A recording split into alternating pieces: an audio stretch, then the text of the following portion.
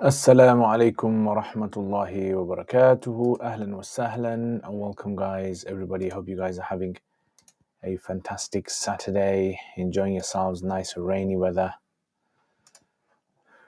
Right, so as you guys know, on Saturdays we have live streams. So this live stream is so that I can help you guys answer some of your questions that you guys might have, and also just to see the latest, guys, what's happening. My name is Liaquat Zaman. This is my YouTube channel, Roots of Knowledge. Let me also go on Instagram as well. And this is basically what happens when we have a live stream. So, ahlan wa sahlan to all of you guys. Hope you guys are enjoying yourselves. Nilofer, wa alaikum assalam.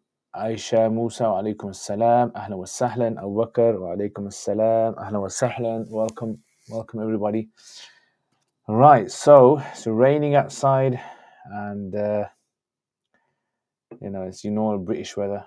Sometimes it rains, you can't even tell. Sometimes sunny, sometimes windy, sometimes cold. Sometimes you have all four seasons in one day. This is what British weather is all about. So if you guys are enjoying the British weather as well, give a likes as well. Hit the like button. Wa alaikum assalam wa barakatuh. Ahlan wa sahlan. TMZ, wa alaikum assalam wa rahmatullahi wa barakatuh. Ahlan wa sahlan. Welcome. All right. Lawh Mahfuz, wa alaikum assalam wa rahmatullahi wa barakatuh. During Ramadan, is it all the jinns that are locked up, or is it just evil ones? The narration mentions maradatu shayateen. Yeah, the rebellious shayateen are locked up. So it doesn't mean all the shayateen. So it's just the rebellious ones are locked up. Sadi Nash, wa alaikum assalam. Ahlan wa sahlan. Ahlan wa sahlan.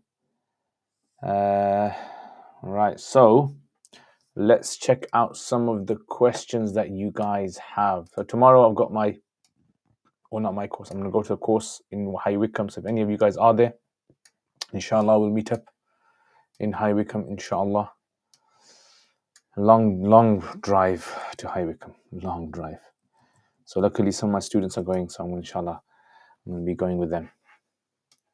So it's going to be a hopefully easy journey, inshallah. Easy. Not a difficult one.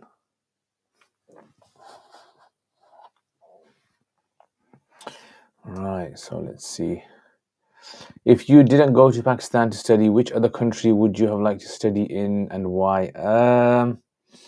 I don't know. Maybe, I don't know. The truth is, when I went to study, I didn't really know about all these different places of studying. I had no idea that there was so much variation in the place that you study, where you study, different types of studies, different sort of madhabs and these kind of things. I wasn't really familiar with how all that worked.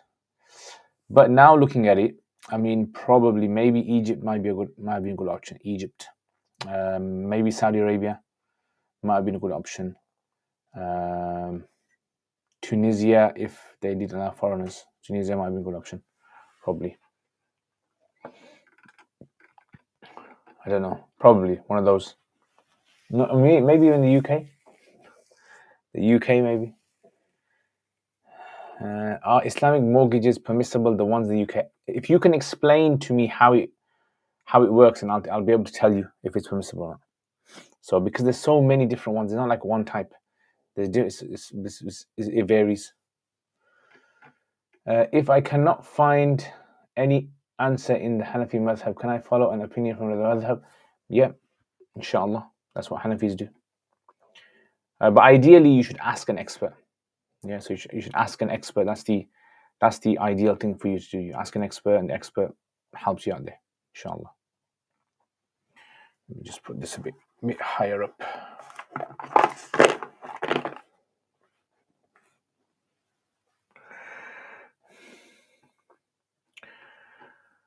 Wa alaikum assalam. Blueberries. What is the ruling on euthanasia in Islam for animals and humans? Animals, it's allowed. Humans, it's not allowed.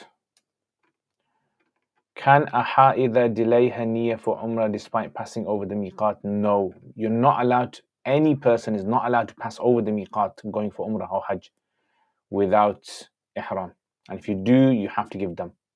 Right? So unless you're not going to umrah, you're going somewhere else. That's different. But whoever passes over it has to make a niyyah. It doesn't matter if you hide, it doesn't really matter. Make a niyyah. Totally fine. All you have to do is you just can't do tawaf, that's it.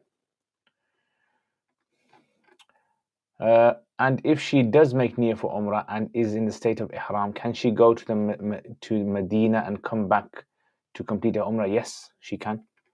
Yeah, that's possibly one of the ways as well, that she can go back and she can come and she can do her Umrah. I mean, it's fine.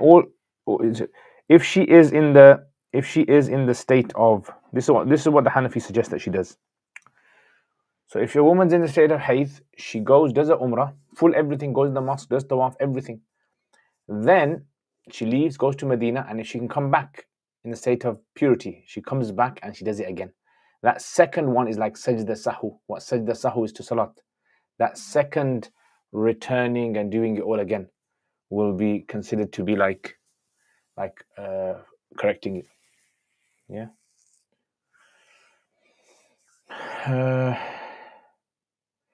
Tunisia, how come? Yeah, so Tunisia's got Jami'atu Zaytun. Yeah, Jami'atu Zaytun is a very famous old university, one of the earliest university Islamic history. Yeah, so this is a very, very old Qayrawan, the Qayrawan. So that would be a very good option. Do you think every masjid should allow women to enter and pray 5 times a day? It depends. It depends. Like, for example, if there's a Pakistani village, there's no real kind of need for a woman to go there because she probably doesn't even, this is culturally, she probably doesn't even need to go there. But yeah, in the UK, I would say the main masjids, the big masjids should have women facilities. Bluebird, are we allowed to cremate animals? So it would be permissible, but it wouldn't be the ideal thing to do. It should be buried. The animal should be buried. Yeah. So it's permissible. Ideally, it should be buried. It wouldn't be a problem to burn the animal. It wouldn't be sinful. Hassan, Assalamu alaikum assalam. Maghrib Salah with Jama'ah if the Muqtadi. In Maghrib Salah with Jama'ah, if the Muqtadi completes his tashahhud after the Imam has stood up for the third rakat but misses the Imam's qira'at and joins in the ruku in Salah, it's valid, but he shouldn't have done that. He should follow what the Imam does. Yeah, it'll be valid, but he should follow what the Imam does. So if the Imam has finished the tashahhud and he hasn't, he should just stop and get up and follow the Imam. Will she not have to pay them for doing Umrah in hayd? Yeah, if she doesn't repeat it again. Yeah, so by her repeating it, she doesn't have to do the them again. Them. Aragon, alaikum assalam. What is the what I would suggest is all she has to do is, it's not sinful for her to have them at all. So because it's not her fault. So just does a full Umrah and then give them. That's the easiest way. That's why I tell people. Right? So just do the full Umrah and just give them. There's what's the other option she has? Right. The other option is she just waits in Mecca until her period finishes, and then she might not know exactly how long she's got in Mecca, because you can't really kind of book hotels like that. What is the correct way to perform witr prayers, and are there different variations? There are 16 different variations in witr prayers. 16, why no? 16. You don't have to worry about any of those 16. You just follow the one that you normally ask your scholar, right? So if you're a Hanafi, you would pray like Maghrib, similar to how you pray Maghrib. Hayati wa alaikum assalam. Ahla wa sahlan. Welcome, Australians. All you Australian, you down under crazy prawn eating, shrimps eating surfers out there. So you'd be Maliki then, since Tunisia? Probably. I really like the Maliki madhab. Maliki madhab is a very similar madhab to the Hanafi madhab. Is there anything to do if someone makes an evil dua against you? If you deserve it, then you're in trouble. If you don't deserve it, then inshallah nothing will happen. Do you have any association or stay in contact with your teachers? Yes. Not all of them, just a few. When passing miqat, can she just have the intention of visiting or going to the valley or something? Then when she is pure, no, she can't do that. No, she's not allowed to do that. Because if she's got it in her head, she's going for Umrah. As soon as she passes the miqat, even if she goes to someone's house, she's still going for Umrah after that. So it wouldn't be allowed. Yeah, she's not. Look, don't worry. The wives of the Prophet ﷺ had the same problem as you're mentioning. So if the wives of the Prophet ﷺ had the same problem, it's not a bad thing. Do not get upset. Do not feel sad. In fact, the wives of the Prophet began to cry. Comes in Bukhari hadith. Aisha radiallahu anha, she began to cry. And the Prophet said, what's wrong? Have you started your bleeding? She said, yeah. But don't worry. So then they just waited for her, and then they did tawaf later. So it's no problem. So sometimes women get a bit stressed out about this issue. I remember my mum got stressed out once when we went about all of this. She was confused about how it works, and she thought you have to do your ihram again, and nothing like that. Just carry on normal. Fiqh al-Iman says there is 17 differences in witr. Okay, then I don't know. I'm getting it from Ma'arif al-Sunan. Sheikh Yusuf bin already mentioned that 16 different. If a biscuit, for example, has trace ethanol in it, which is what is used to carry flavor evenly through the product, when cooked, it evaporates. If a biscuit has trace ethanol that is used to carry flavor, yeah, that would be fine.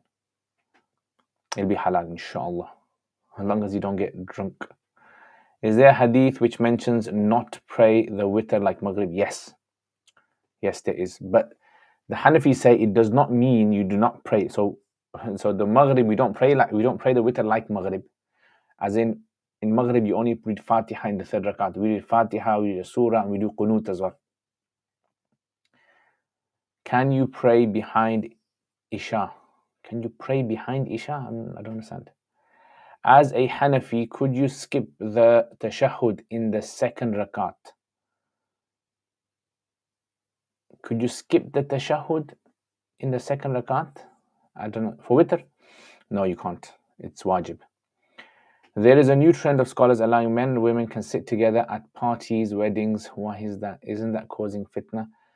If you get aroused by sitting in a room where there's women, then you shouldn't attend those places. Like if you get aroused by sitting on the bus next to a woman, then you shouldn't be going on buses. So if it's they're sitting next to each other, touching each other, and all of that, that's totally wrong days. But if they're sitting in the same hall, same room, it wouldn't be a problem. I wouldn't see. The women in the time of the Prophet used to pray in the same room as the men, right behind them. And the Prophet ﷺ used to say to the women, don't raise your heads until the men have raised their heads, and say to the men, don't leave the masjid until the women have left the mosque. You're welcome, Hayati. So that's the thing you have to remember. So see, a lot of times sometimes we're used to a specific way, and then we go, like for example, sometimes you're used to men and women not going to the mosque together, and then when you go to Masjid Aqsa, you go to Masjid Nabawi, you go to Masjid Al-Haram, it's like a very different thing. You kind of get shocked there. So men and women entering through the same gate, and men and women in the same vicinity. So it's a big cultural shock for some people, I think. But yes, of course, if men are sitting next to women, touching each other and all of that, then that's not allowed, especially in the mosque. Wa alaikum assalam wa rahmatullah, ahla wa sahlan. I'm very good, my brother. How are you? If there is a fish tanks or bird cage in front of you whilst praying, is that prayer valid? Yes, that prayer is valid, inshallah.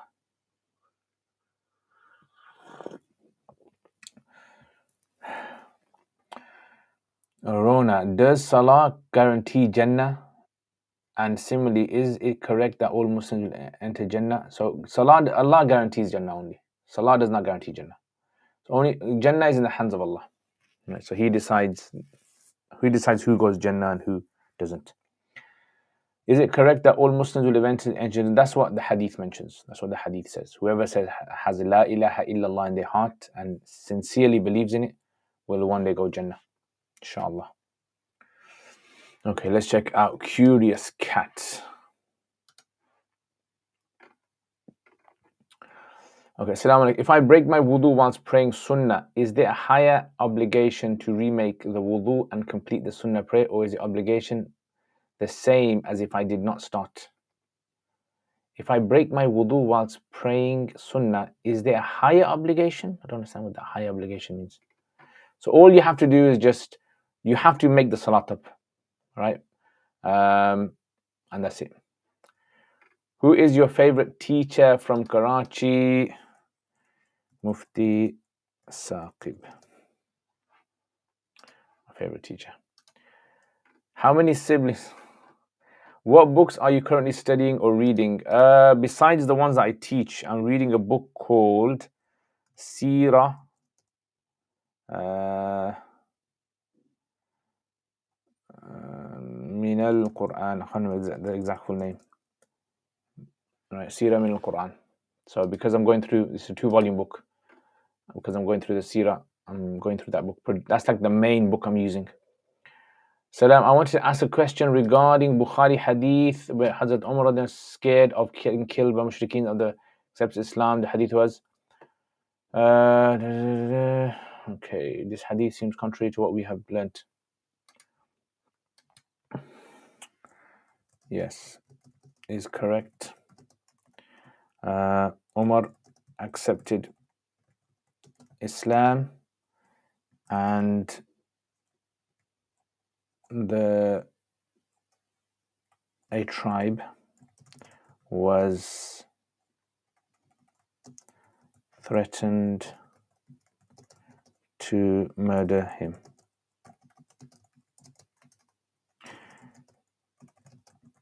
This doesn't mean that Umar was afraid of accepting Islam, rather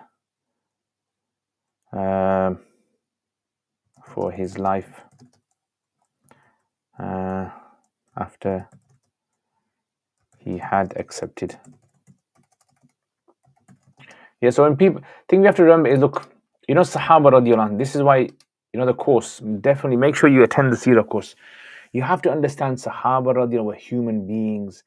They were not superheroes. They were not like totally immune to fear and had nothing. No, they were human beings. If they're a human being, they're obviously going to make mistakes. They're going to say things and do things that are wrong.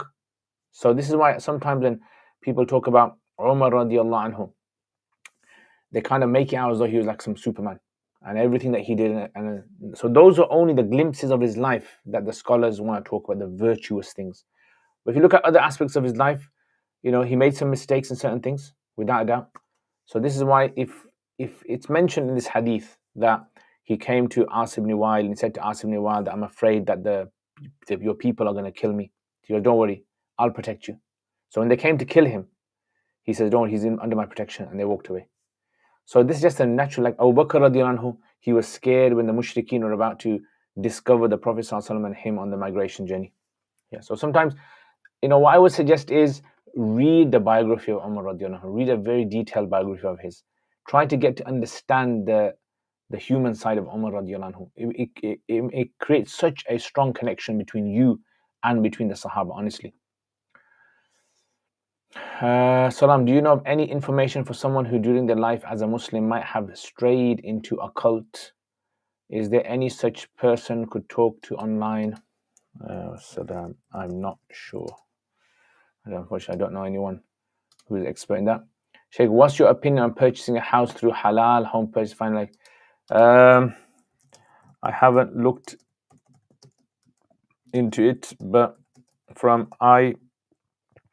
IFG articles, they seem legit. Yeah, so check out IFG. Okay, how long will it take you to finish Quduri series? About 5 more years. Yeah, a lot of people ask me that. So it's taken me 10 years to reach where I reach now. The rate I'm going, I think maybe 5 more years, inshallah, I should finish. Are you the eldest child, middle child? No, I'm in between. Assalamu alaikum. Can you recommend some good Arabic dictionaries for beginner students? Wassalam. So,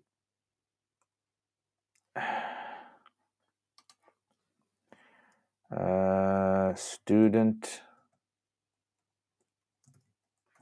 Arabic. Student, where's that dictionary? Dictionary.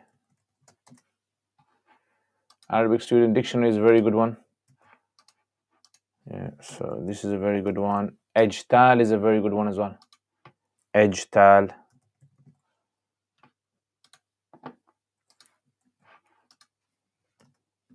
Ejtal is a very good one as well.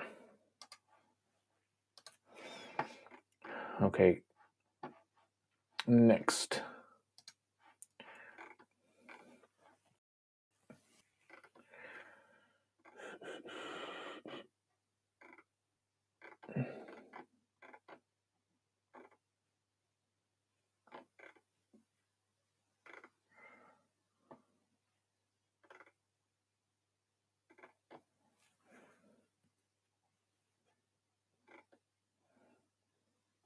Okay, so can we wipe over socks in Salah in Madhab? I've heard some Hanafi ulama mention it has to be waterproof.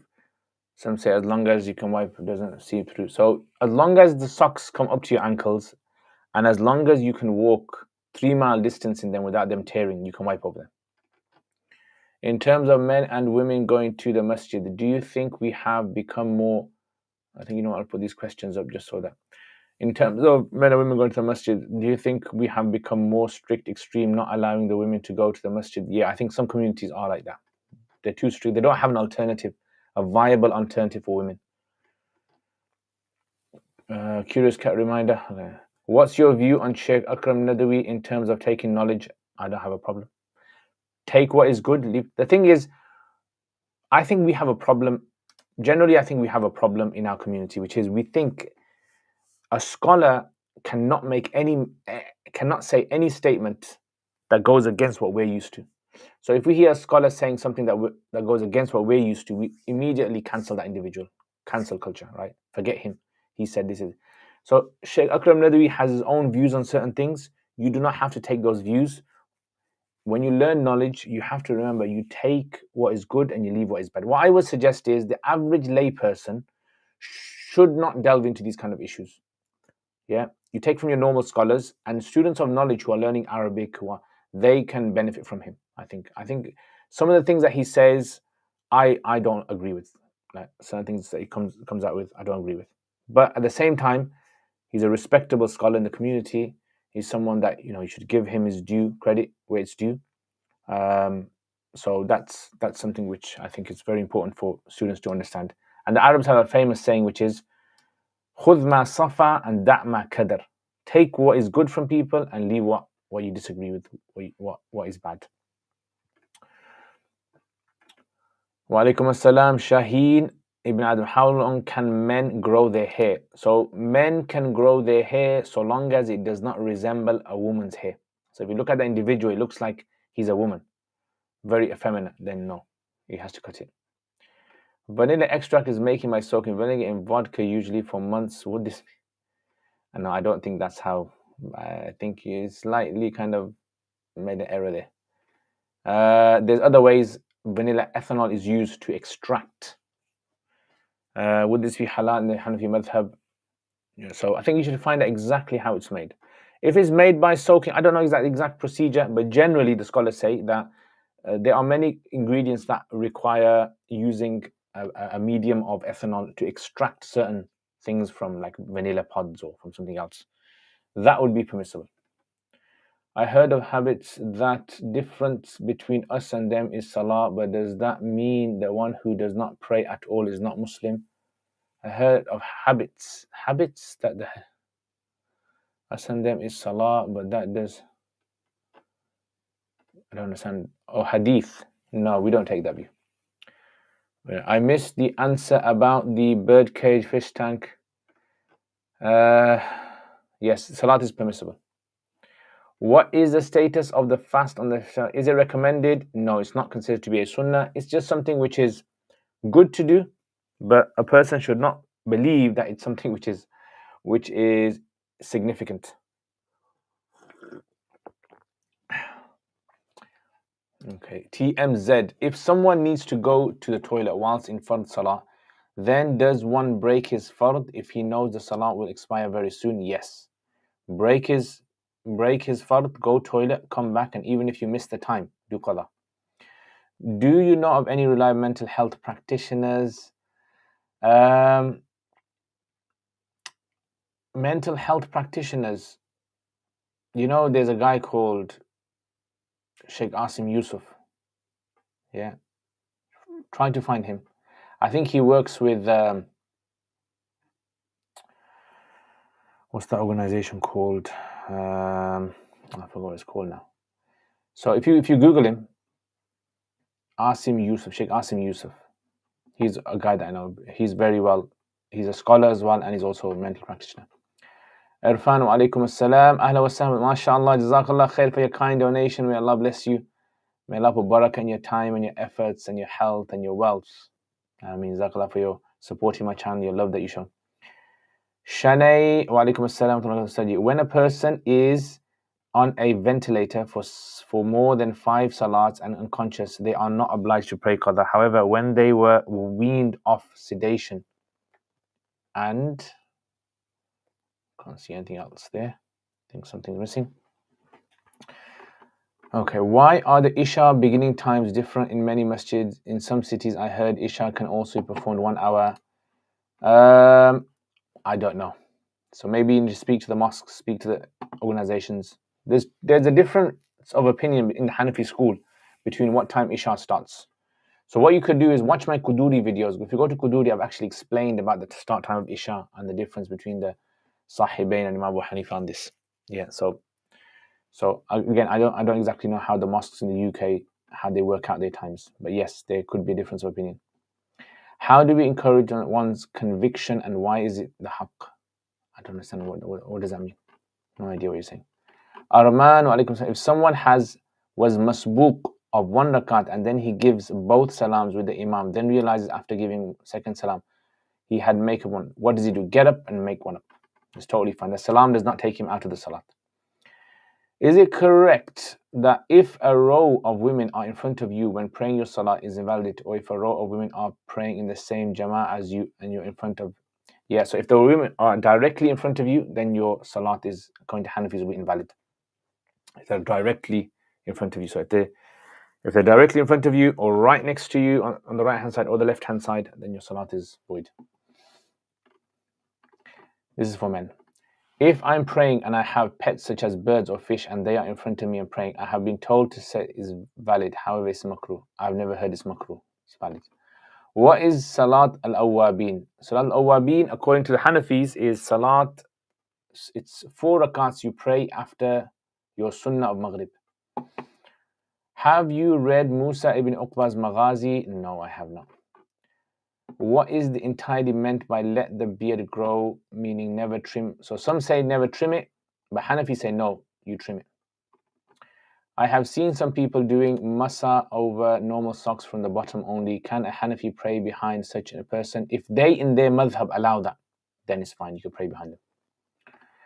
If you only have a few minutes to pray Fajr before sunrise and you cannot pray Sunnah, not enough time, what is the process? So you just pray so in that case, you just pray your Fard Salat.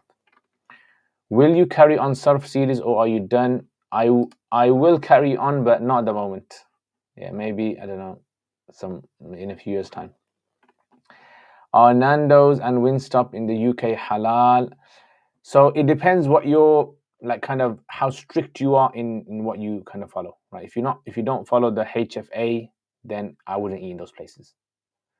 Yeah, if you just follow HMC, then don't eat those places. If you follow, as long as the certification is from a halal organization, then you could eat. Wa alaikum assalam, Imad, ahlan wa sahlan. Is it possible for you to start Usul al-Shashi, maybe even summarize each chapter topic? Do you recommend any specific? I have a full series of Usul al-Shashi on my uruk.com website. Full series on that. But maybe in the future, I don't know, maybe in a few years' time, I might do one. Does swearing break one's wudu? Not according to the Hanafi madhab. Wa alaikum assalam. Should someone who suffers from an obsessive compulsive disorder or thought embark on studying the alim course? I would say it all depends on the person, how bad it is. I've heard Sheikh Abdullah Misra in Canada. Sheikh Abdullah, he helps people recover from OCD, right? So he's a therapist in this area. That's what I've heard from some people. So what you can do is reach out to him. See, I don't know what his cost is. Reach out and speak to him and get advice from him. He'd be the best person to speak to. Yeah, and he also, I think he follows the Hanafi madhab if you're Hanafi. What is the controversy? What is the controversy behind the Ubandis which causes other groups to call them deviated, and what is the solution to this? So every group, right, has some sort of attack that's been made against him. Imam Abu Hanifa rahimahullah was called so many names in his time. Kafir and Murja and Shia and all sorts of things. The thing we have to remember is that we have to look beyond these labels. Look at what the work people are doing. Right? So as long as majority of people are okay with them, then it's fine. So I don't have any problem with the Ubandis at all.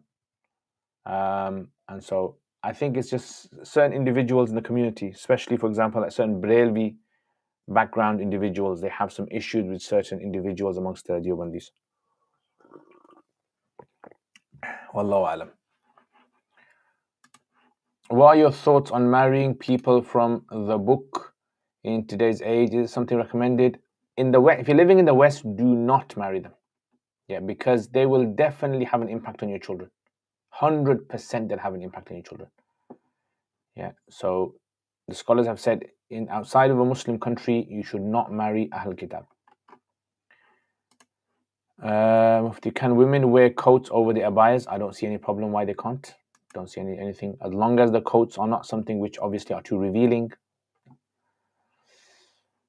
I've seen multiple food YouTubers making vanilla extract by soaking vanilla in vodka for months. Would this make it haram to use? So this is like a big discussion. This is a big topic. I would say the general rule is no. So Shaheen, what you need to do is you need to understand in the Hanafi school, there's a whole big chapter regarding drinks in Hanafi fiqh. Yeah, so this is why it's not a straightforward answer. And obviously, this isn't really the place to actually go into that kind of discussion. So I wouldn't really know exactly. In general, I would say avoid it. If that's the case, avoid it, stay away from it.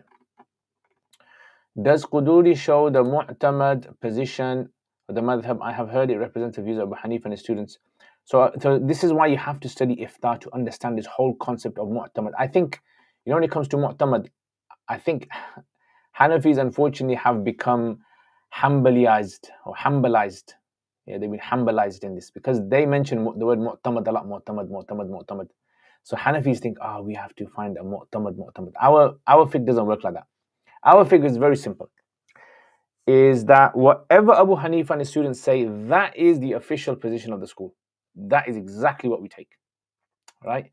How do we know what they say? Well, we have to look at certain books that were written in the early years that represent their views, and Quduri is one of them. So basically, whatever Quduri says is almost pretty much the official position in the Hanafi school of the early years. Now, later Hanafis can come along and they can adjust some views. That's where you have an ikhtilaf in later positions. Yeah, and that's why you have mufta bihi on certain views, and you have ikhtilaf, tasheeh. So it's not a straightforward answer. So I would say whatever Quduri says is generally considered to be the official view in the school, generally. And you can actually, there's a book called Tasheeh wa Tarjih by Imam Qasim ibn Qatlubugha on Quduri, and he actually points out what the official later position was. In the UK, men wear necklaces and it isn't seen as feminine. Is that halal for men? So according to Hanafi school, men are not allowed to wear any form of decorative jewelry. Yeah, at all. So not according to Hanafi school. Wallahu alam. What is the best way to increase iman? To read Quran, pray your salat, and read about the life of the pious of the past. That's probably an easy way. Are there signs that indicate a person's death in near apart from aging? I don't know. If a person is in salat and has to do number one, should he break his salat? Adam, wa alaikum assalam, ahlan wa sahlan. Is it permissible upon receipt of your order confirmation? It doesn't form a contract. This happens upon invoice issuance. This protects against pricing errors and ensures approval for price changes. Is this permissible? Upon receipt of your order confirmation, it doesn't, I don't understand. Is this permissible upon the receipt of your order confirmation? It doesn't form a contract. Is there something missing in the question? I don't seem to understand. How comes masjids in the North Birmingham do not hold dars for the general public like fiqh, tafsir, hadith, etc. like after salah? There are scholars like yourselves who can speak up. My local mosque does. Yeah, so the local mosque I go to, they have a dars, I think 3 or 4 times a week. I don't know about other mosques. I don't know. Wallahu alam. They should. I mean, maybe go speak to the committees of the mosque that you're at. Speak to them, ask them to start something, or speak to the imam even. Might be a good idea. General, sometimes what happens, the imams are ready to teach, but it's just public are not interested. So maybe speak to them. GBMF has it. I saw your vlog video. I like them. I'd recommend creating more of a flow rather than putting a bunch of random scenes. Yeah, that's the thing. That's what I was thinking as well. Yeah, the only thing is to make a flow, it takes a long time to actually do something. That's the only problem. I don't have that time.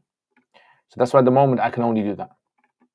If I had obviously a free day, I wasn't working full time, I think probably I'd be able to make things like that. Thank you for your advice, Sheikh. Abdullah has advised me not to embark on studying knowledge and implement basic Islam. My obsessive disorder is very extreme. Apologies for asking too many questions. No problem, my brother. No problem. No problem. Curious cats. Okay, let's check out some more curious cat questions. I am a university student. My Arabic is at level where I can read any fiqh book, specifically fiqh books only, and explain it in a week. I study fiqh myself, tahqiq of complex issues, and at the end of the week, I discuss it with the teacher.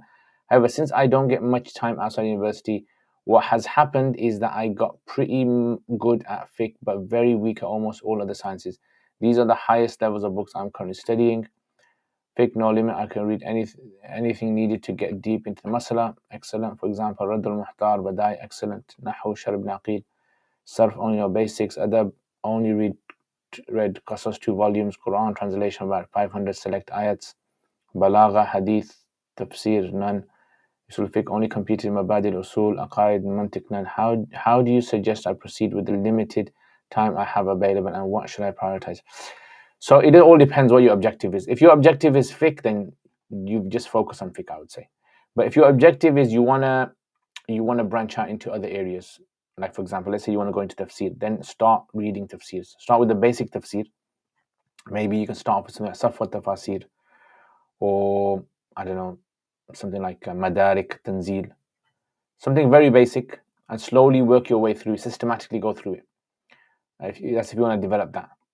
If, however, on the other hand, you want to develop your adab al-Arabi, then start on some sort of other books. And there's a collection of books that I've actually put up on my reading list. Yeah, five volume, and it starts from it's basically easy to advanced. That's a very good reading list. It's called Madarij al-Qira'ah. That's a very good one, guys. So I would suggest doing that.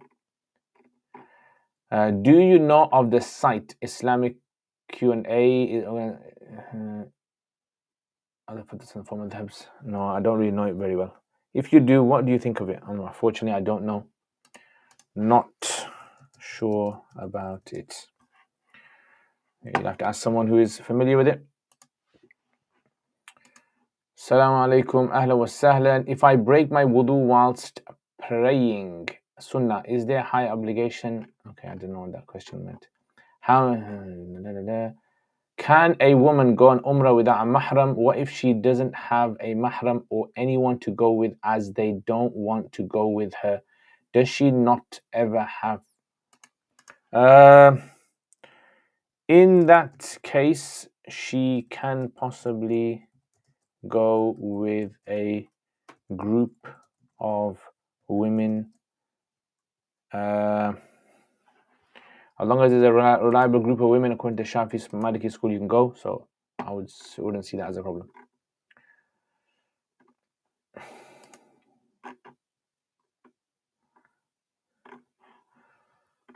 Okay, next.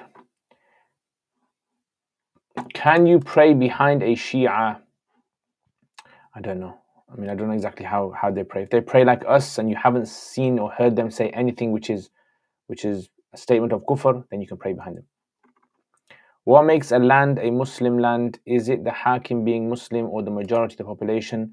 So there's a difference of opinion among scholars regarding how a land is declared to be a Muslim land. Generally, as long as the laws of Islam are being implemented, that's what defines it as being a Muslim land. That's generally, guys. But there's obviously ikhtilaf between Abu Hanifa and between Sahibain as to how a land is declared Muslim. Niqab compulsory or not? Ikhtilaf. Is the concept of people of the book applicable to our time, meaning what countries could someone marry? So if you're in a Muslim country and they're Ahl Kitab, Christian, Catholic or Protestant, then it possibly, yeah. In an arranged marriage, do you suggest that couple to speak before marriage to ensure kufu? Yes, of course, definitely. Make them speak, see each other several times. What is the difference between mu'tamad and mufta bihi? You need to do iftar for that. It's a long discussion. Yeah, long discussion. I don't know what mu'tamad actually means. Hanafis, you don't have that word mu'tamad. We don't have it. Can you take from all schools of thought? What is this? I have been told you must only follow one school of thought. Yeah, so generally the scholars have said that to stop people from playing around with the religion, they should stick to one school of thought. However, if you are not knowledgeable, then what you do is whatever your expert tells you, you follow that. That's generally what the rule is. Is it sinful for a layman to pick up certain practices of different madhabs? No, it won't be sinful. Do my obsessive compulsive, I have simplified my practice. I avoid haram only. I don't think about the makruhat. Yes, that's fine, inshallah. Are student loans permissible in the UK? I don't think so. I don't know the latest on it. I think BBSI has actually done a podcast recently, I think this last week, on the future of student loans in the UK. Generally, they're in interest-based, so they wouldn't be allowed. Does a makruh tahrimi act in salah make it invalid? No. If so, why do the ulama of the subcontinent mention it? So the Hanafis do, not just in one, they mention it. Makruh tahrimi act necessitates i'ada of the salat. The salat will be done. As in the salat in and of itself is done, but it's just considered wajib al-i'ada, they call it, within the time.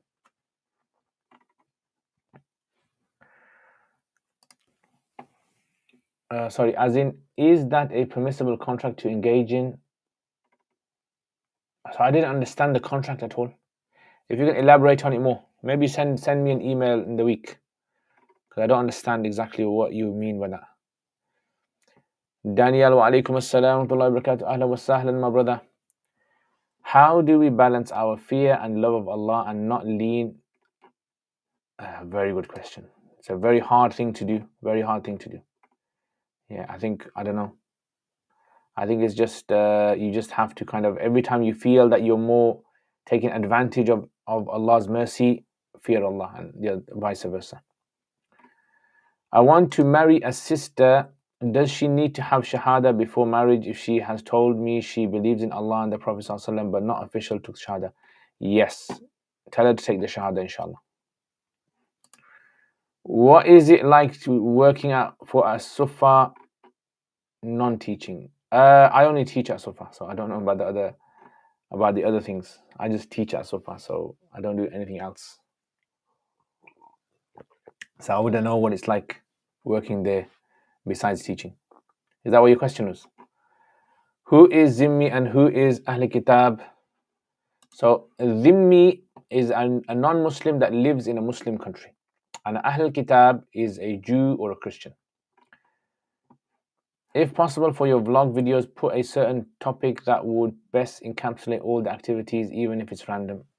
Yeah, see, the problem with that is I'd have to only record those things. I'd have to, like, go out of my way to make videos just on a basic topic. So that's why I think that's the difficult thing to do in vlogs. Like if you have to kind of think of a topic, and then the whole point of me making vlogs is just to show you my behind the scenes of what my life is like. That's all it is. Yeah, it's not that I want to compete with any vloggers out there. It's just this, because a lot of you guys have been asking me, oh, what do you do here, and how do you do this? And so you guys get to see, like, imagine for example you saw the behind the scenes of Mufti Ibn Adam, or you saw the behind the scenes of Mullah Abdurrahman Mangera, or behind the scenes of Sheikh Zaid Mahmoud, or someone else like that. I don't know, would you like that? Would that be something that would make you resonate with that scholar more? That's why what you're saying, Rona, is good, but it's, for me, it's going to be difficult to be able to, to do. What's the link for Madarij al-Qira'ah? So Madarij al-Qira'ah, one second, let me just find.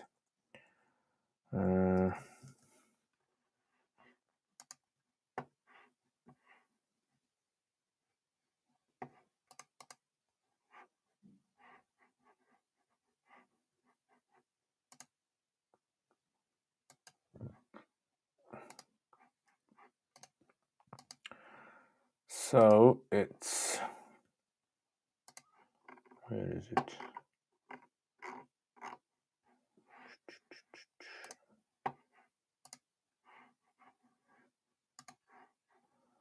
The Arabic reading books.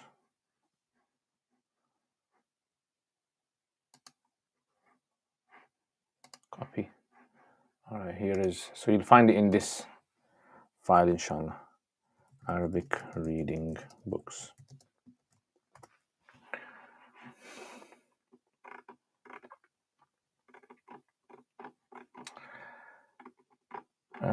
From the curious question, I eventually want to do iftar, but no iftar institute is going to admit me if I don't have a good level in all the sciences.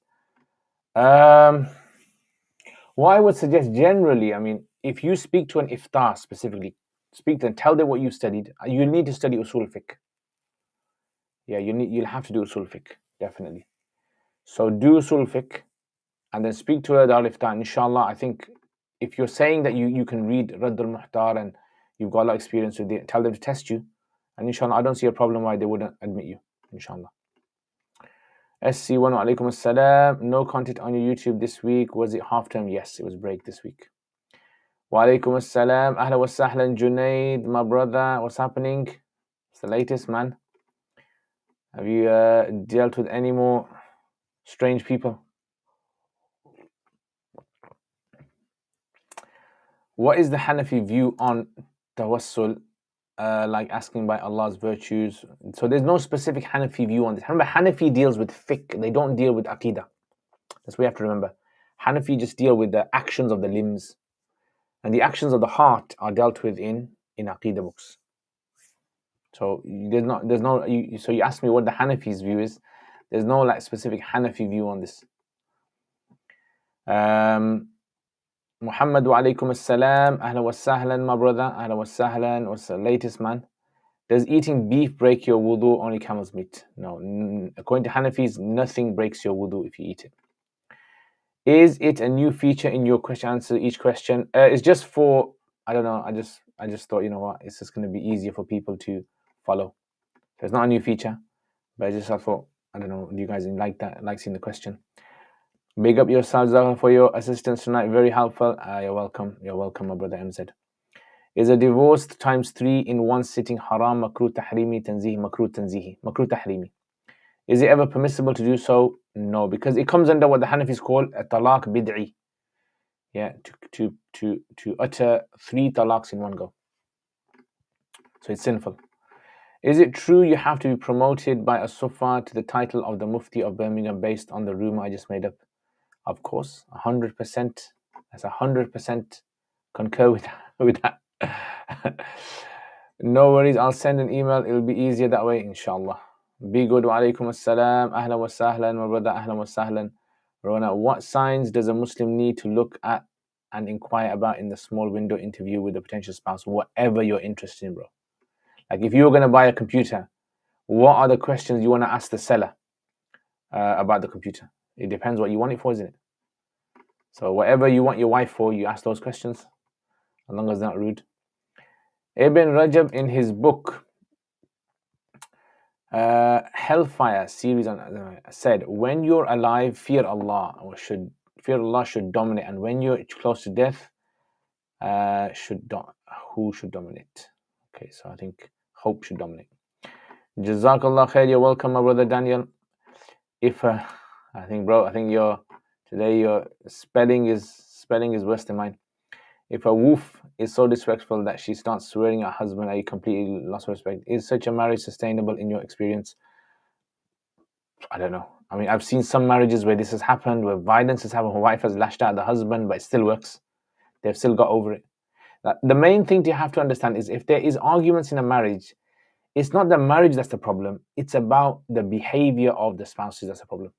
Like there's something between them because they didn't have it in the beginning, right? So it's happened recently, hasn't it? It's been happening for a few months or so. So they have to basically, get some sort of a counseling.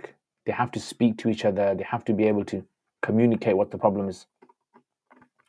That's the main thing. Or there might be other, so then they can understand if there's any other problems. Maybe she's got some anger issues she needs to sort out. In Quduri, it gives the opinion of Imam Hanifa and the Sahibain. So how do we know which one to follow? So you don't read Quduri to know which one to follow. That's the thing you have to remember. Quduri is not studied to understand what you follow. Quduri is only studied to understand what the core of the madhab is.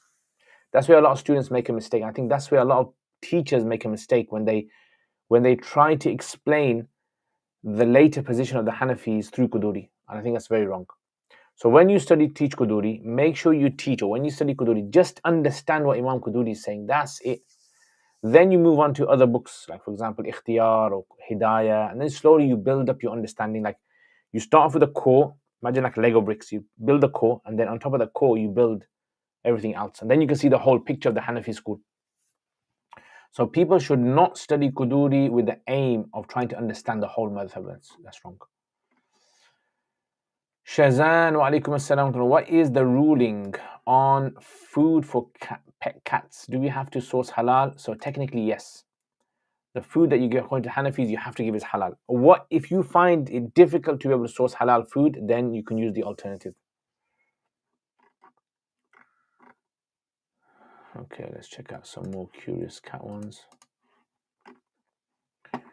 Okay, Islam, I have a question regarding sins, repentance, and fearing Allah. How does a person instill and fear Allah inside that will make them genuinely think twice before committing another sin? I have a problem. I sin. I used to feel immense guilt and used to do tawbah immediately and try to never do it again. I feel like this guilt is slowly diminishing. Although I know it's important to immediately do tawbah and sinning. How do I again? So generally, what you have to remember is this. Look, the reason why a person is sinning is not because they're a bad person generally. It's because their surroundings. They've got themselves used to certain things around themselves that's causing them to sin. So if you look at most of the sins that people commit, a lot of them will be around this. For example, friends that you're with, or communication you've had with opposite gender, or watching pornography, or smoking something. It's things that are around you. That's why focus on, if you want to stop committing a sin, focus on eliminating those things that are around you. Yeah, or minimizing them as much as possible. That's one thing you have to remember. And read Quran every single day. Every single day. Do not miss your Quran. Pray your 5 times salat every single day. Do regular dhikr in the morning, regular dhikr in the evening. And these are things that will safeguard your heart, will fill your heart with fear of Allah. Yeah, inshallah. And make lots of dua as well. Are you allowed to use skincare products which contain snail mucin? Yeah, as long as you don't eat it, you can use it. Inshallah.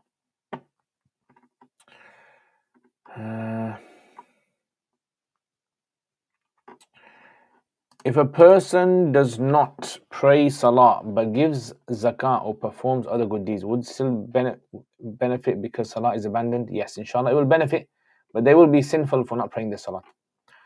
Abdul, one question that many of our brothers and sisters are addicted with watching wrong things at mobile phones, how to guide them from this? So if you really have an addiction problem with pornography, looking at naked images of naked people or things like that, then what I would suggest is that you put some restrictions on your phone. Yeah.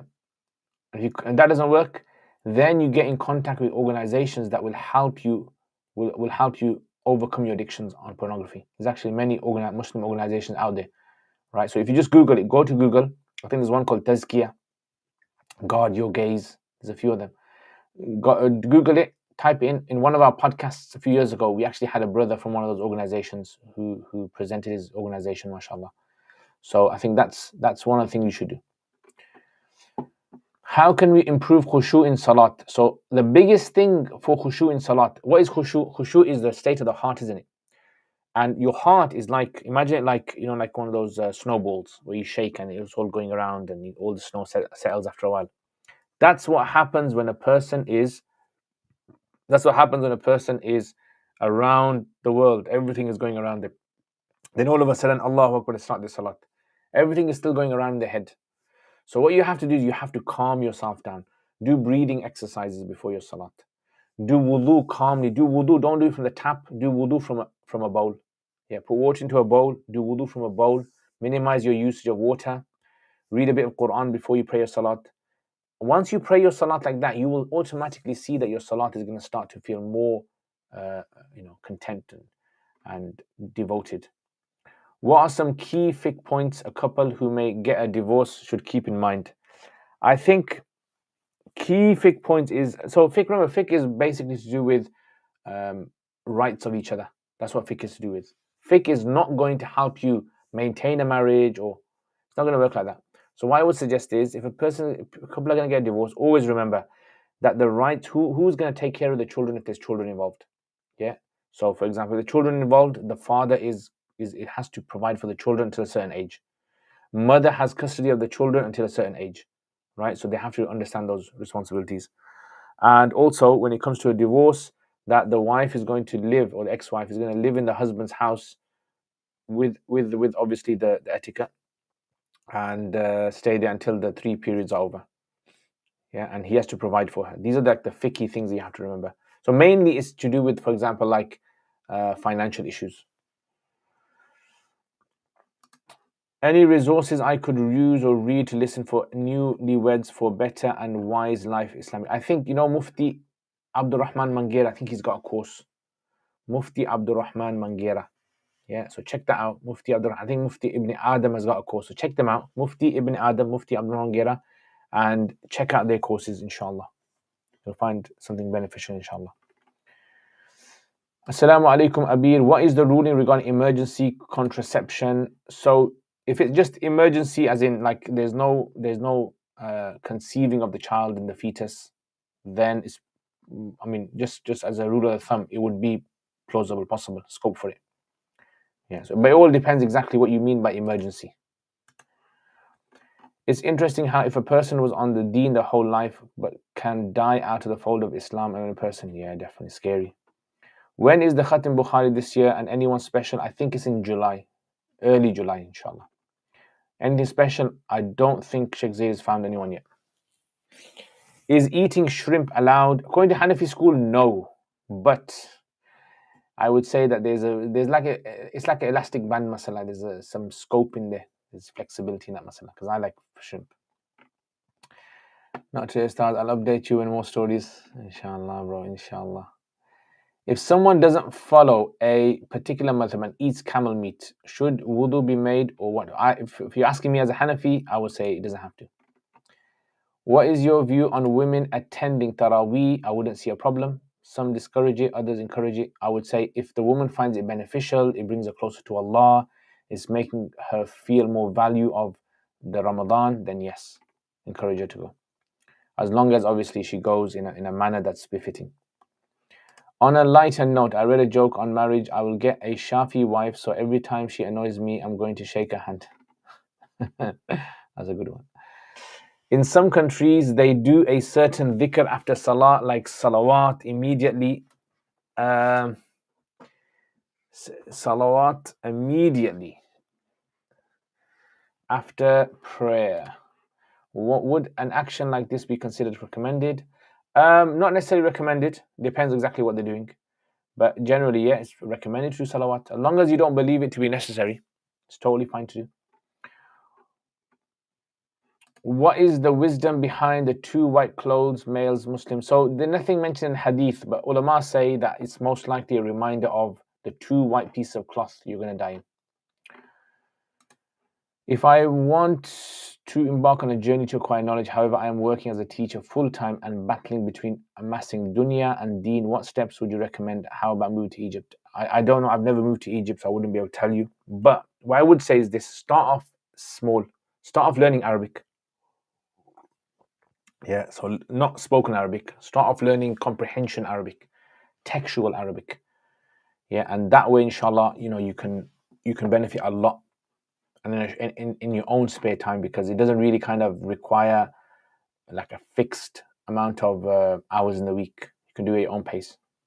But I don't know about, maybe some people. I know some people who have actually gone to Egypt for like 2 or 3 months a year and have benefited a lot.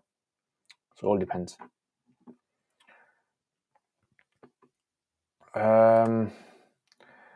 Another example is that people say salam to the person on the right and the left, or salah. So some madhabs actually say this is recommended, but Hanafis don't. If you do it, it's fine, but if you do it believing you have to do it, then Hanafi says it should be avoided. Arsalan wa alaikum assalam wa rahmatullahi wa barakatuh. Do you think due to a misunderstanding, some students of knowledge may lose some of their positive character traits in their journey of study? How to avoid? Yes, 100%. Look, let me tell you why. I was thinking about this. Let me tell you why students, when they start studying, they start to lose their connection with Allah. And this is a serious problem, this is. So you'll see students, when they start their journey in learning, they're very sort of like particular with reading Quran every day.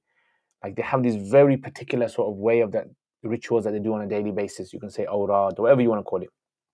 Then when they start studying knowledge, slowly, the amount of Quran they read decreases, the amount of dua they make decreases, the amount they even used to listen to talks, bayans by scholars, it decreases. Yeah, it happens to everyone. Why is this a good thing? Is a bad thing? Now, I'm not saying it's a good or bad thing. What I'm saying is this is a natural thing that will happen, and that's why what happens basically is before you study knowledge, the knowledge that what you had before was so less that small amount that you had was actually making you focus more on trying to get yourself closer to Allah. So you were getting closer to Allah by not even understanding how you were getting close to Allah. It was just like a leap of faith, you can imagine. Yeah, like you were just doing acts, rituals in your life because that's how you learned you're supposed to do it to get close to Allah. Then when you study knowledge, you realize knowledge is like, for example, when you look at, or the easy way to understand, like when you look at, for instance, like a rose. You look at a rose, it looks so beautiful. But then when you become a scientist and you break down the rose and you cut it up into small pieces, you put it under the microscope and you look at all the cells, it doesn't look that beautiful anymore as you used to see it. That's almost like what happens when you study knowledge. You dissect the ayats and the hadith and the masail to such a level, you find out all the opinions of the scholars, that you start to almost become like very sort of like what's the word, surgical. Yeah, you kind of make it almost like as though it's just like a kind of like an academic venture. That's all it is for you, rather than a spiritual one. So how do you overcome this? What you have to do, you have to focus more now on reading Quran every day. You have to force yourself to do nawafil. You have to do khidmah of ulama. That's how you're going to strengthen your faith in that. Now, obviously, being a scholar, studying knowledge is obviously something which is very, very beneficial, and it is much better than not having knowledge. But at the same time, you have to maintain the standard as well. The standard has gone higher. It's like, if you had a Nissan Micra, right? You had one standard. Now you've got, I don't know, a Ferrari or Lamborghini. You have to maintain that standard now. Yeah, that's what knowledge is like. So that's what I would say. Okay, let's check out some curious cat. Can I do masa of my sports socks if the surroundings of the floor are dirty in public toilet? No. No, you can't. Okay, let's check some other ones out. Okay, I live in a kafir country that is a home to multiple cultures. Unlike the West or the East, the grassroots like maktas, madrasas in the South Asian countries still needs development in my humble observation. What would be the right kind of Islamic college universities can a student aspire to study given the current volatility in Islamic principles and political stand of education? As a parent, if one wants to admit their child into Medina University, what are the prerequisites? Checkbox, I have no idea. I have never studied in Medina University, so I wouldn't be able to help. Yeah. So I would say, I think the main thing that I would be concerned about is the environment you create in your home and your local community for your children, more than sending them to a university. Yeah, so the main thing you guys have to remember is this. Look, people think, I don't have children, right? But people think, look, that, oh, you know, I'm worried about my children. What am I going to do? I'll send them to a boarding school. You know, they'll become angels. It doesn't work like that. Sending your kid to a boarding school or to some, it's not going to make them an angel at all. People are a product of their environment. That's simple rule, that is. Product of your environment. If the university has a very strong environment, then alhamdulillah. But if it doesn't, then your child is not really going to develop. The one thing you can guarantee is whatever environment you created for your children at home, that is the most important environment that you want. Develop from a young age, develop a good, healthy environment that balances dunya and deen together at home. And create that environment in the community as well. Yeah, make sure you move to an area where there's a good mosque, where there's a good system there. Of course, the maktab system isn't perfect. Try to see if you can get involved in the local mosque. Try to see if there's any other scholars you can get involved to try and revamp a maktab system. Yeah, that's the kind of things that I think people should be looking towards. If someone writes a fake story on Reddit when he is not married, and then that he and his first wife are divorced, and writes details about why the divorce occurred, again, all fake. Does an actual divorce take place? No, it does not.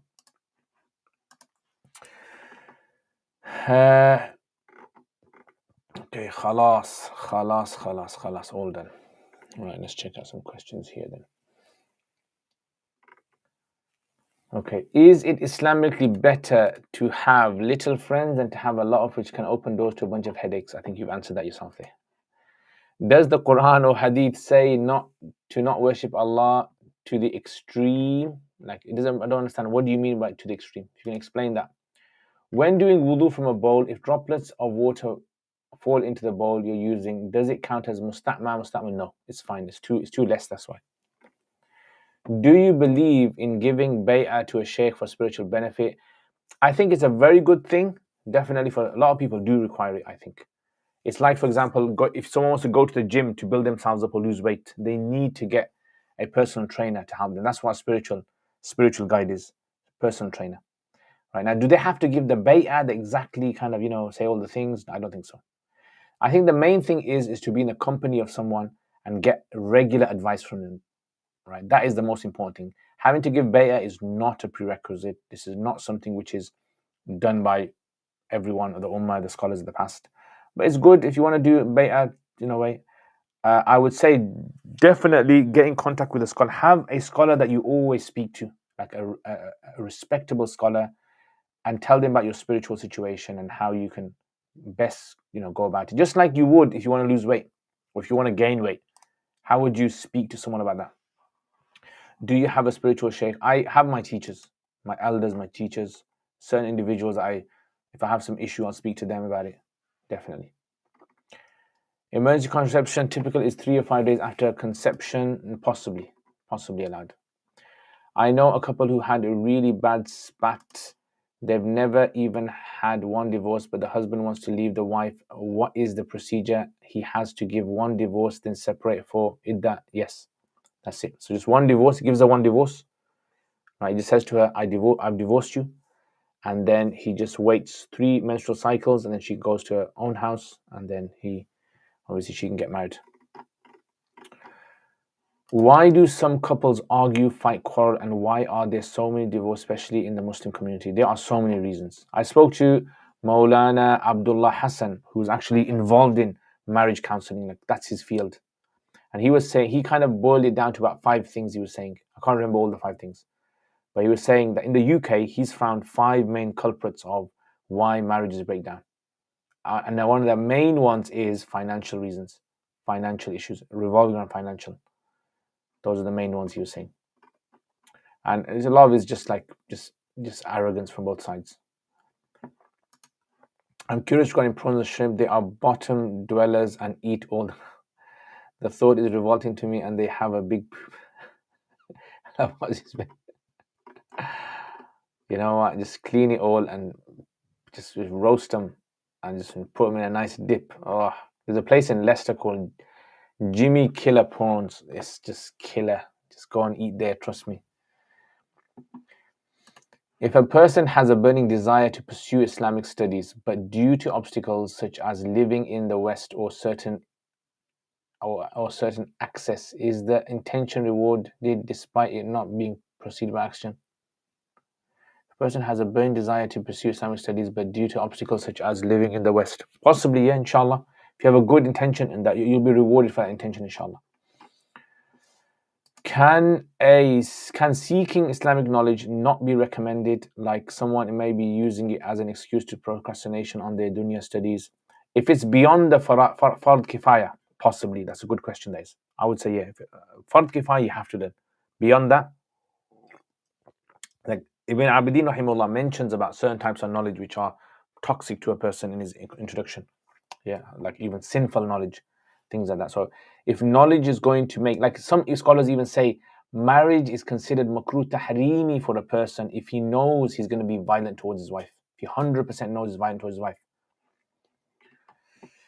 Students can get burnt out, hence decreased consistency is key. Allah loves what is consistent, even small. 100%. If your wife is being annoying, is it permissible to drop them off 48 miles away from your city so they can come back?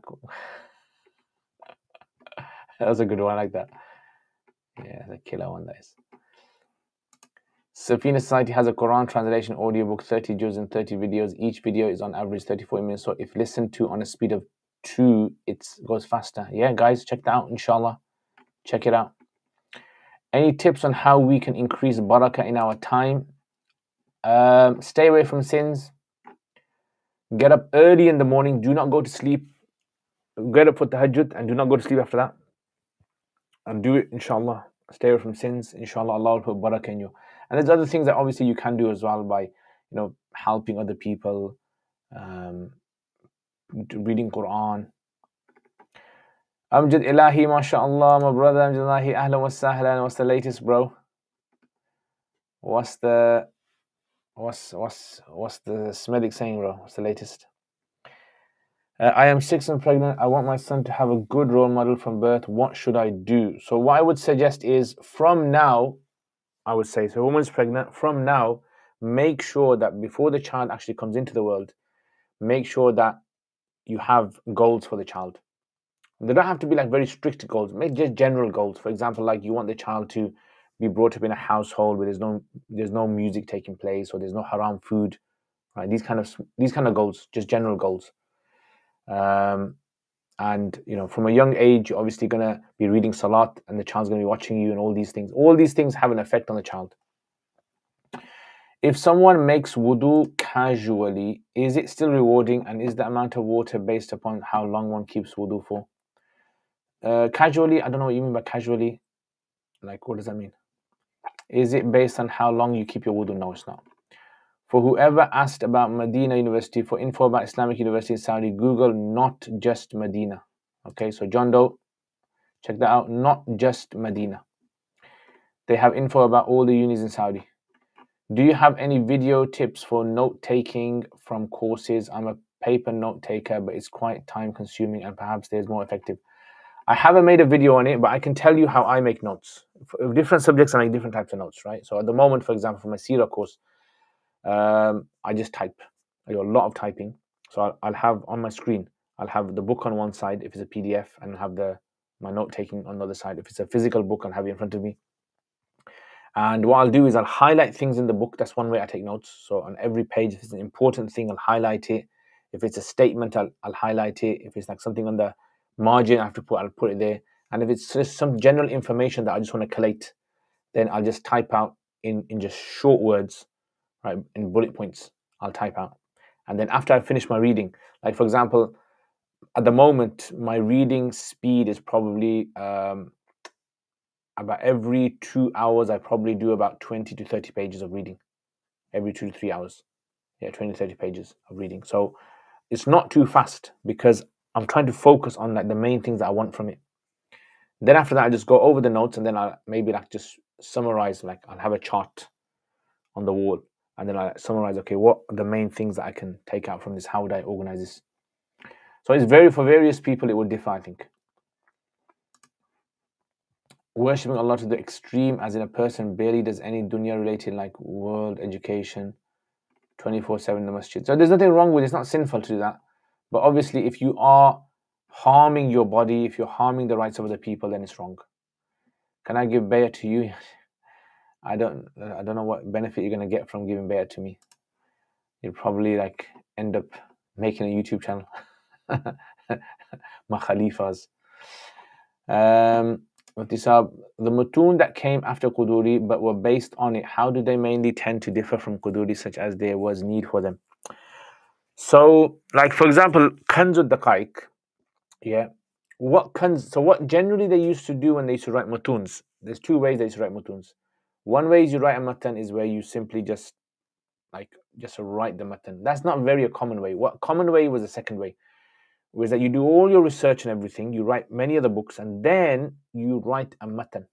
So your matan is almost like a condensation of everything that you have studied. Kanzud Daqaiq is similar to that, right, where he actually wrote the bigger book first, and then he condensed it into the smallest text he could. Right. So Shar Wiqaya, for example, Wiqaya is almost, you can say, based upon Hidayah and Quduri and others. Kanz is very similar. What do they add into it? They'll add certain things which have been missed out by Quduri, yeah. And they'll also add in there maybe certain views that they consider to be more preferred than what Quduri said. Yeah, so so when you're studying Quduri, remember, learn Quduri as though you're learning the text of a scholar. Right? This is Quduri's views, these are. Right? Don't take it personally. Don't say these are my views. These are Quduri's views. These are Wiqaya's views. These are Ikhtiyar's views or Mukhtar's views. These are Kanz Daqaiq's views. Right? And then you look at it as their views. And then you're going to see like a pattern. These are the views they agree upon. And this is where Kanz differs from Quduri, or Ikhtiyar, Mukhtar differs from Kanz. And that's how you're slowly going to start to see a picture of how Hanafis used to see and differ with each other. That's what my teacher used to say, Sheikh Taqib used to say that.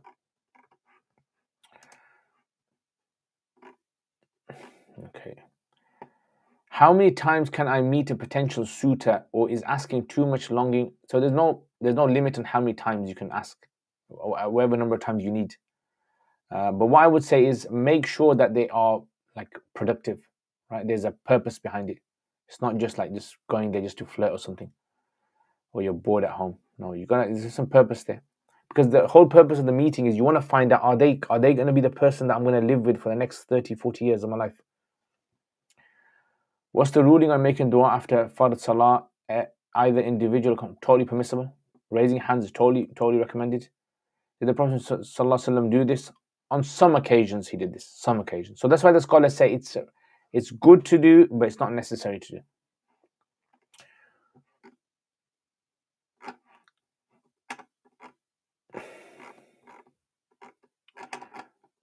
Okay, so next.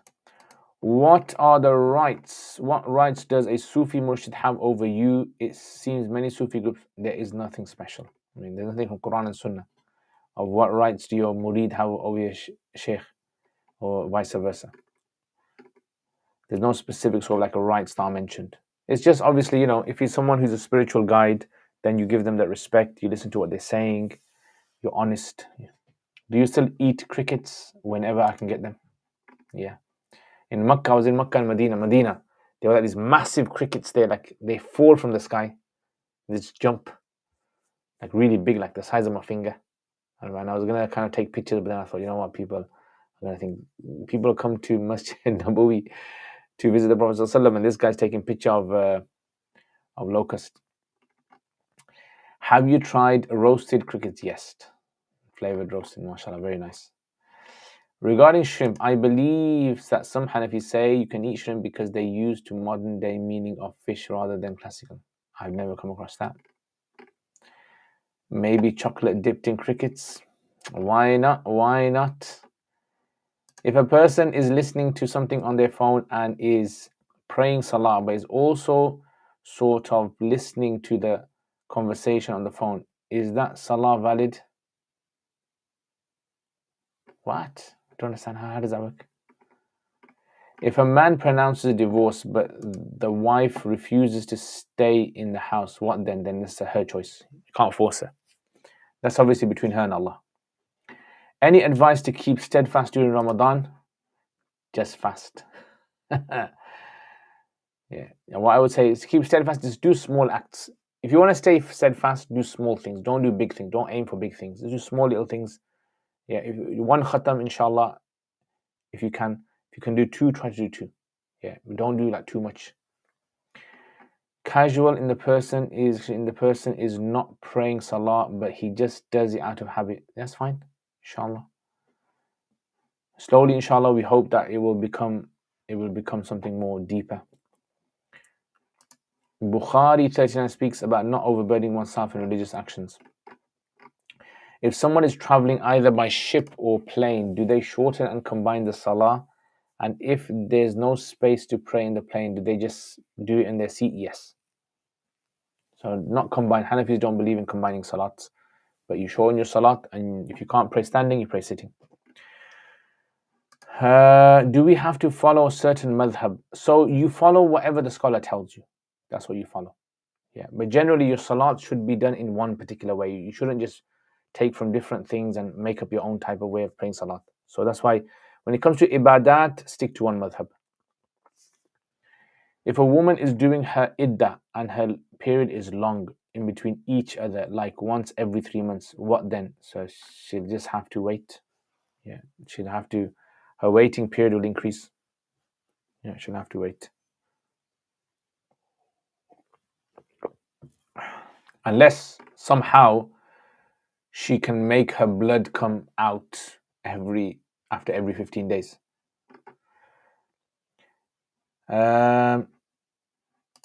Salam, Diop deadlocks. Salam. Ramadan comes in 11th of March, 10th or 11th. Yes, inshallah.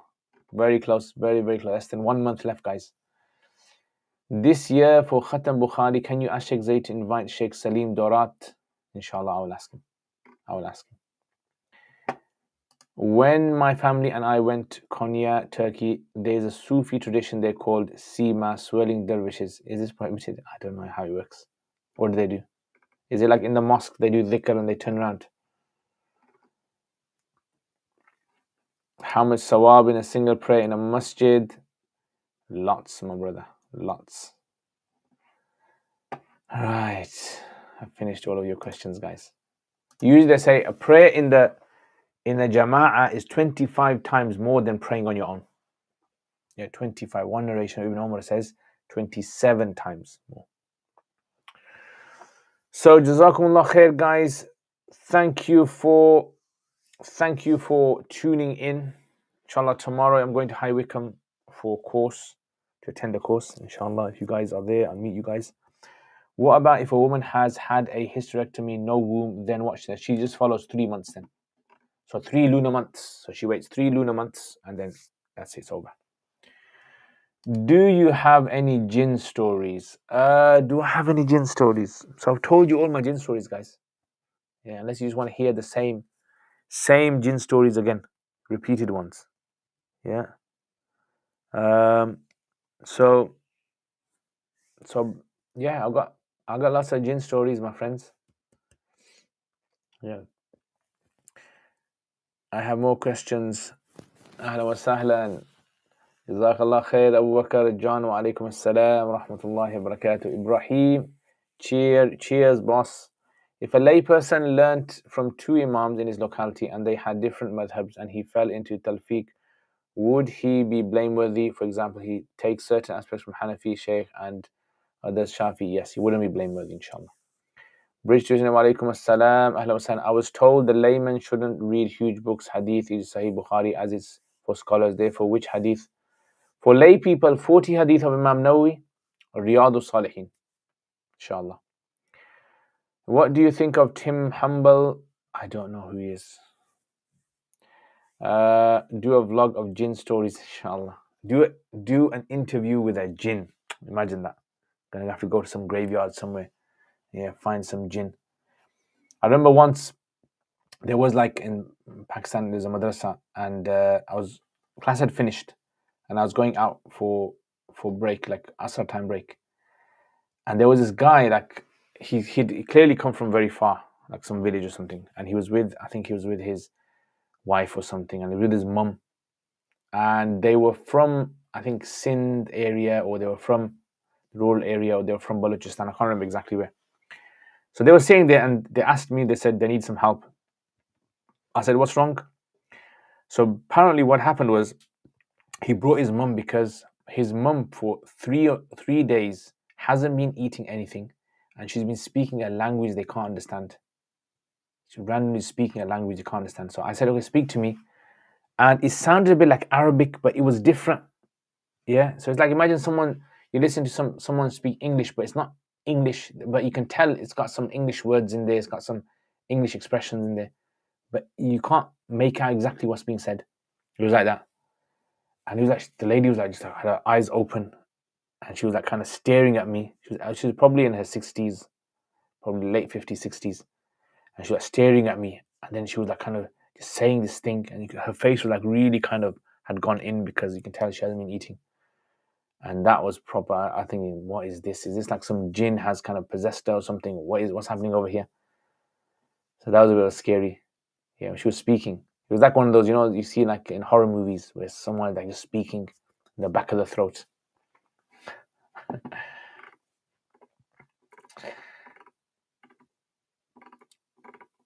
Yeah, Allah. Tell us a story that taught you something in life. Yeah, last week you weren't here, so someone else asked that question. You kind of made it a trend now, my brother Muhammad. Yeah, do you know that? You have now made it this kind of like a crucial part of the live streams. Okay.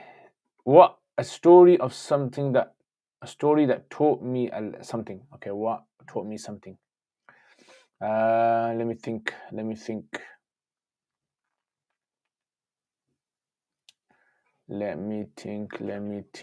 Thinking. Okay, let me think. I'll come back to that. What's the difference between when a person who is possessed by a jinn and a person has been black magic? I don't know. That's not my field. So I just do taqleed of other people, what they say. So I don't really know exactly how it works. Adab al-Mufrad is good too. Possibly, yeah. Yeah. I am a Muslim, but I don't know why, but I watch pornography, but it does not give up from my mind. What do I do? So what I would suggest is, my brother, try to get in contact with an organization called Tazkiyah. They help people get off pornography. Where am I from? I live in the UK, Birmingham. Is it considered blameworthy if someone only prays? If someone only prays Taraweeh at home? No, not at all. In fact, many Hanafis allow that, and some Hanafis say they recommend it. Brother Sheikh, I have having major work issues. I ask you do dua that I don't have a bad name at workplace. I'll know within 2 weeks if they keep me in the job. May Allah make it easy. Guys, make dua for our brother. Allah gives him halal earning. Why is the fruit fig mentioned in the Quran? I have no idea. Do you know Urdu language? Can you speak it? जी हाँ, मैं उर्दू में बात कर सकता हूँ. Should I hide my sins? What is the ruling? Yes, of course, hide your sins. Everyone hide their sins. I commit sins, you commit sins. We all try to ask Allah forgiveness, but hide your sins unless there is a really good reason to expose that sin. Like it's going to really help someone else. Is watching horror movies okay in Islam? If there's any nudity in there or anything like that, then you should not. When people who may be foreign come up to one and say, I need money because I don't have any due to X, Y, and Z, and they give you a scenario, what is the best thing to do? So I generally, if I look at them and I think, no, I don't give them. Yeah, that's just because in certain areas there's people that take advantage. But if you gave them, inshallah, you'll get reward for it. Sweepstake for doing a quick survey. I don't understand that question. How do I ask a question without exposing my sins? So what you do basically, you say, someone asked me to ask. You say, if there's a person does this, what happens to them? Yeah. So this is how Sahaba used to ask questions as well. Some Sahabas used to come to the Prophet and say, a man has done this. What happens? Does your Mrs. have a qualification in making biryani? You mentioned it a few years ago at the Jalsa. I can't remember, you know.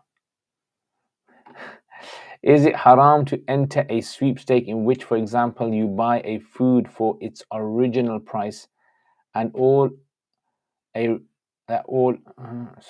what was that? Is it haram to enter a sweepstake in which, for example, you buy a food for the original price and all that I receive a receipt for it? You then could use that receipt to be able to join in. Possibly, yeah. Possibly. As long as you're paying money for something which is tangible and you're getting something in return, then that sweepstake would be, because that's a separate thing, that is. Should we jump in hell when the jar? What are you on about, bro? If my chachu wife tries to hug me or kiss on the forehead when they leave, am I allowed to push her away? Why would I just politely just step back? Can you tell us the wisdom of ants in condensed version? Wisdom of ants? I don't understand the wisdom of ants. Like, what do you mean? Like why Allah creates ants? Is that the way you're asking? Have you ever had the case where you have seen a student struggle, get poor grades, and you thought they'll be quitter, but then turned around? Of course, 100%. I've seen many students like that. Students I thought I'd given up on. Yeah. The thing you have to remember is this, look. You know, with students of knowledge, when you're looking at student of knowledge, you're basing success according to how hard they work. Yeah. What you have to remember is the ultimate goal of the student of knowledge is to do the khidmah of the deen, serve Allah's deen. Yeah. So you might get a person who has not studied very well, but they excel in a certain area of the deen. Amazing. Yeah. So for example, I've seen people who flopped in their studies, but later on they became very good orators, good speeches they gave, motivated people, got people closer to the deen. But when it comes to being proficient in studying, I would definitely say that somewhere down the line the student has to work hard. So yes, I've seen students who started off very, very weak and then later on turned it around and became very, very good. And I've seen the other way around as well. Started off very, very good and then flopped later on. So I wouldn't lose hope. The thing is, look, I think some people over stress about the future. Work as hard as you can now. Try to understand, take everything step by step. If you're studying something, focus on it as hard as you can. That's it. Don't worry about what's coming next. Don't worry about that. Yeah, some people just overthink things and then you move on to the next thing and next thing and next thing. That's generally how I would say. Is it okay to give sadaqah sometimes for non-Muslims? Of course. Charity is allowed. Zakat, you can't give zakat to non-Muslims. Someone asked me to ask if I can rob a nice car, like proper nice. If one is praying and makes eye contact with someone in the masjid, invalid salat? No. Is it good to play a game that is made by Kristen? I don't know what you're saying. Does Allah love people who will be in hellfire? Does Allah love people who will be so I don't understand. So if Allah has put someone in the hellfire, is that what you're saying? If someone like Fir'aun, Allah put Fir'aun in the hellfire. So of course not. If Allah has put Fir'aun in hellfire. But if Allah subhanahu wa ta'ala, so we can't tell who Allah subhanahu wa ta'ala loves unless He tells us in the Quran. That's the thing. The ants mentioned in the Quran with Prophet ﷺ as what is the wisdom behind the story. So one of the wisdoms is to show that even the animal kingdom has a structure of how they organize their society. That's one of the wisdoms. Yeah. So every ant, every society has this sort of like importance of taking care of one another. If that's them, imagine us human beings. What is the time in the UK? The time is 11:30 p.m. Is it the ant understands its success lies in community, so it needs to? That's one of the wisdoms. Could be many wisdoms. What's the first book we should study for Hanafi fiqh? Quduri, I would say. Mufti, can you take part in raffles to win something like car? If you have to put money into it, no. Funny question. Why maths are made? Because ABC, and why just do? Because the shopkeeper is no more math than us. Ha ha ha. Ha ha ha. Very. Don't know. I didn't get that properly. How does someone stop backbiting and slandering? Any advice, please? So the way you stop is your company. Most likely you're backbiting and slandering because you've got company who enjoy that kind of environment. You need to stay away from them. Minimize contact with them. You're probably tired of my endless questions, so I'll get going. Take care, inshallah. You're welcome. Why are murtads increasing? I don't know if they're increasing. I haven't done a survey. I wouldn't be able to tell. Tell us a story that taught you something in life. So tell a story, yeah? Okay. So, yeah. You know, one thing I've noticed. Allah subhanahu wa ta'ala, He tests people in various ways. Yeah. One of the things I've noticed is if Allah tests a person in their health or in a family member, for example, like someone in their family has a disability or someone has, something, you will always find that that person very easily comes closer to Allah. So it's as though that whenever Allah puts like a problem in our life that we're asking, how come I got this problem? Always remember, this is always going to open the door for you to get closer to Allah quicker than anyone else. I've seen this so many times with people. Yeah, and subhanAllah, it gives them such strength and resilience. Like, for example, look at the Palestinians in Gaza. Look at their houses being destroyed. Look at their life has been destroyed. They're being pushed all the way out of Gaza. Yet they're so strong in their faith. Yeah, so always remember that when tests and hardships come into a person's life, tests and hardships are not meant to be there for a person to think, oh, why has it happened to me? There's a massive plan that Allah has. We're just a small little part of that plan. We don't even realize what's happening. And then later on we realize.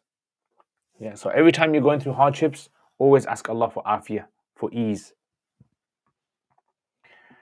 I'm getting old, grey hair, fearing old age. I fear I will be in hell for my badness. I have hope in Allah. May Allah make it easy for you, bro. There is a dua, erase our guna. Yes. Astaghfirullah. Ashir, what is the ruling on making prayer over the food and considering the food to be blessed, mostly common in South Asian? There's no ruling. There's nothing special about reading a dua on food and blowing on it. Yeah, there's nothing special about that. So, it's hoped that obviously when you read Quran, it has an effect on the food. It's hoped. But there's nothing categorical to say that if you were to read something and blow it on food, it will make the food blessed in some way. What about book Nurul Idhan? When should it be studied? So you can study that, but I would suggest studying that maybe after Quduri. Once you've understood the core of the madhab, the books that came afterwards, building upon that, it makes it easier to understand the madhab. Is there any proof in the Quran hadith about dinosaurs, or is that man-made? Yeah, there's proof in the Quran. Yeah, that Allah has created things you don't know. Allah says in the Quran, وَيَخْلُقُ مَا لَا تَعْلَمُونَ. He creates that which you don't know.